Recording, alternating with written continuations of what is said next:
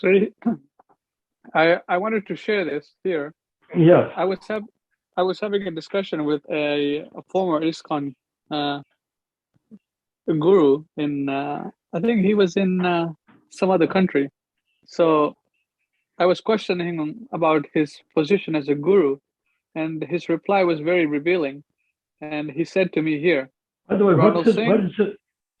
Can you reveal his name? his name is Ananda Sarupa Dasa. Okay, Ananda Sarup Das. So he says go here, ahead. I'll read it. What is it? He says, Ronald Singh, I was an ISKCON guru and initiated 20 devotees. However, I was unable to bring them to the transcendental platform. Why? Because I myself had not reached that supreme destination. Nor did Srila Prabhupada ever directly order me to become a guru. Thus, I considered my guruship a failure.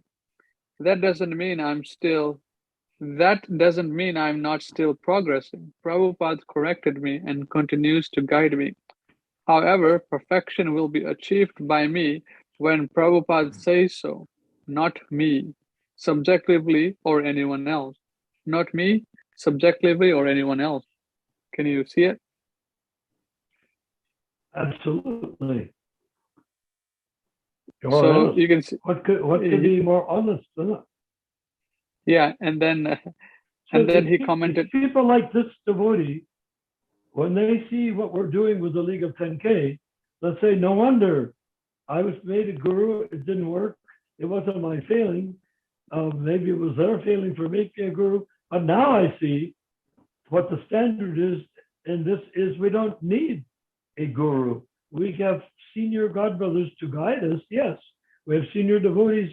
Anybody who's been in the anyone who's been in the Krishna movement that's active, who's been in the movement, ISKCON for a week or two, and someone joins today, the one that's been there 2 weeks should be by that time in a position to offer guidance to the one that joined today, even though 2 weeks is the difference. What to speak of 10 years, 20 years, 30 years difference, you know? right. So Right. you can give the And guidance, but it doesn't mean that you have to be worshipped as a guru, nor do you have to take on the karma of the person you're guiding. You're right, giving them right. the guidance to reduce their karma, but not by you taking it on. You give them the guidance to reduce their karma by them surrendering to Krishna, and Krishna will purify them from their karma. Right. That's the meaning. That's the actual only justifiable use of the word diksha when you're dealing with, well, diksha. It is you are reducing your karma by surrendering to Krishna. Mm-hmm.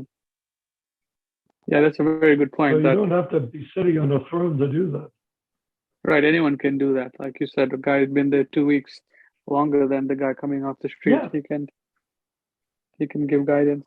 You know, I like to tell the amusing story, if I could just quickly say. Yeah. Everyone knows who Vishnu John Swami is, of course. I think most Yes. people do. Yeah.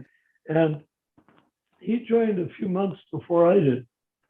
Right. And when I came into the temple and shaved up and ready to study, and he was going to show me, I said, I want to see, because I was an English major in school, I wanted the books. I wanted to see books. Right.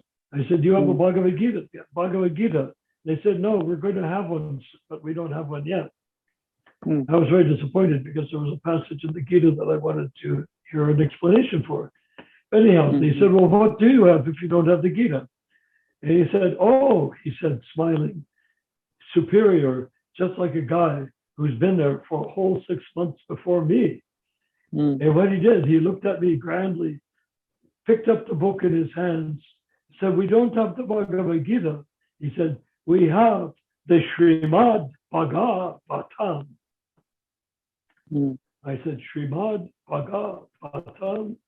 Yes, yes, that's what we were studying. Where did you get it? Oh, Prabhupada brought it from India on a boat. Oh, really? That's very interesting. Srimad Bhagavatam. And then he started going through the pictures in it, and he began pointing out, there is the Maha Vishnu. There's the Garbo Daka Shayi Vishnu. You see, he couldn't begin to explain, but he was teaching me. And you know how I can prove that he taught me? How can I prove that he taught me? This You is tell not us. really a trick question. Huh? You tell us. Okay, I'll tell you. You can tell that he taught me because I learned that day Maha Vishnu, Garbo Daka Shayaye Vishnu.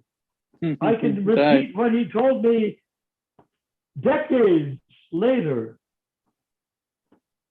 Right. So that's what you can do when a new devotee comes into the temple.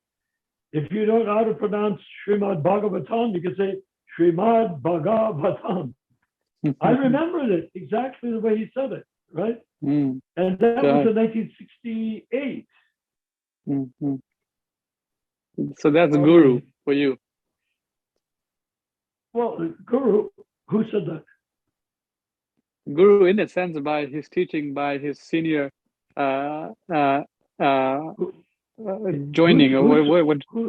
Who's speaking? Me, Ronald. Oh, yeah.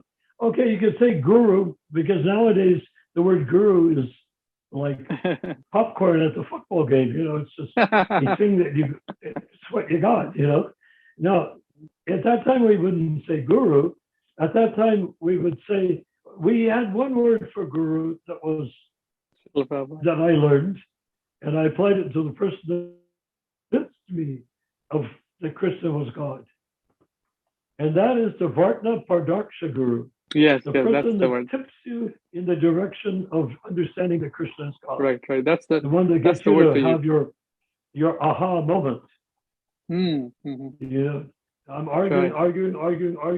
My brother and I were there, and I was arguing with my own philosophy, you know, which was sort of, yes, we're sitting in a chair, but the cosmos is such that it could be all the cosmos are in the legs of the chair, and I am inside of the chair leg in planet Earth, but it seems that I'm sitting on the chair because I'm inside of the universe. You know, I was doing this very relativistic, not exactly Mayavada, but very relativistic sort of sense of what is great and what is small, what is infinite, what is not infinite, and is the infinite inside the finite? You know, there's all sorts of interesting things you can do. And I was doing that. And then this person argued me. And when I listened to him, I said, oh, yeah. So I began to repeat. And my brother was sitting there talking about the chair and the cosmos inside the atom of the chair and all that stuff. Interesting thoughts, right? I had a following myself. I was sort of a guru in a sense. And of people outside, not in the temple, but in my own place, apartment. And I heard him quoting, saying exactly what I had said. He's my younger brother, you know, 2 years younger. He was saying what I said. And I looked at him with utter astonishment. I said, his name at that time before he was initiated was Matthew. I said, Matthew, can't you understand that what he's saying is absolutely true? We have no choice but to accept it. And because he was such a follower of my ideas, his jaw dropped open, his eyes bulged out, he stared at me. He could not believe that I had given in to the other guy's idea, the other guy's philosophy. So that is who I surrendered to at that time. That is Vartna Pardaksha Guru. He pushed me over the edge to accept, and I accepted. I still accept. Right. And my brother ended up accepting also too, of course. Nice. And here's the further comment that I asked him. I said, Ananda Swarup Das, were you approved by the ISKCON, quote, GBC, unquote, to be a Diksha Guru? I asked him, were you approved by the ISKCON GBC to be a Diksha Guru? And Ananda Swarup Prabhu says, yes, I was. In retrospect, it was all a political farce, not spiritual at all. Along the way, because somehow I had a little sincerity, Krishna took me out of ISKCON scene and put me to work on my anartas. I suffered like a stray dog for years and years, but Krishna never left me and con consistently helped me work on my defects. Well, that is very great. Great. He is a very great soul. Mm. For him, you see, he could have said, I tried to be a guru, but I failed. I'm a dirty dog. I'm no use for anything. But no, he saw himself as having been delivered from a false situation. And apparently he was acting outside of ISKCON because he couldn't act inside of ISKCON. And he worked on his anarthas. It's amazing. It's a very noble thing. Did he say anything else? No, that's it. I was just having a little discussion with him about this issue because he was giving a class on some Bhagavad Gita verse, and I asked him this question. So, and he replied. So, I give him the credit that he's a sincere man, and So he gave that same answer in front of devotees in a temple. No, this was in a Facebook discussion. Oh,